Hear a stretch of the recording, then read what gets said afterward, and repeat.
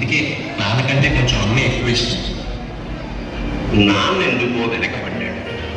అమ్మ 9 నెలలు మోస్తే నాన్న 10 రెండు సమానమే అయినా నాన్న ఎందుకు వెనకబడ్డాడు.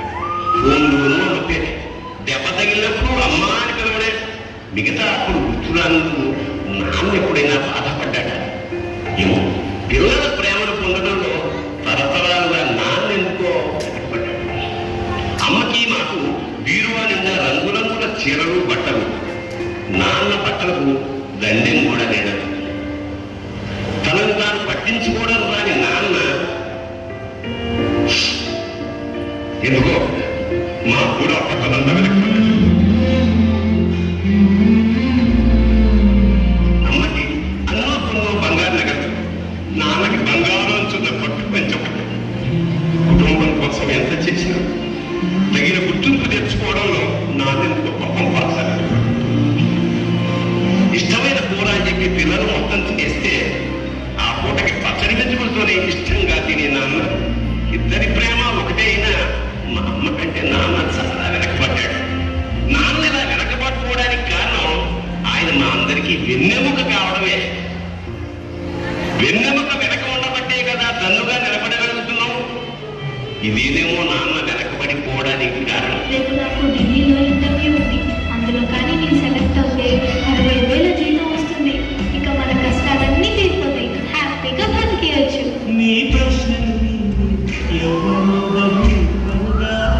జాగ్రత్తమ్మా, నీకోసం ఎదురు చూస్తూ ఉంటాను. త్వరగా వచ్చేవా? ఖచ్చితంగా ఆ జాబ్ ని సంపాదించే వస్తా.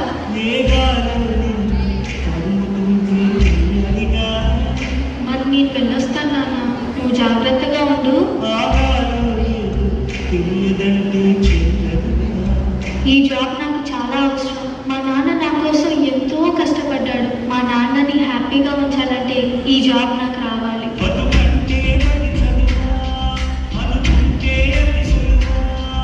నా బంగారు తల్లి, నేను పని చేయట్లేదు, డబ్బులకి ఇబ్బంది పడుతున్నా అని తాను జాబ్ చేస్తా అని ఇంటర్వ్యూకి వెళ్ళింది. సర్లే, నేను ఇంకా ఎన్ని రోజులు బతుకుతానో కూడా తెలియదు. తనకి జాబ్ వస్తే తనే హ్యాపీగా ఉంటుంది. నా పాపకి జాబ్ వస్తుంది.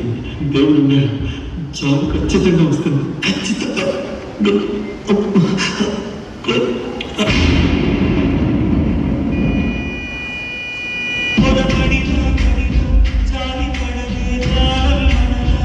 You are selected.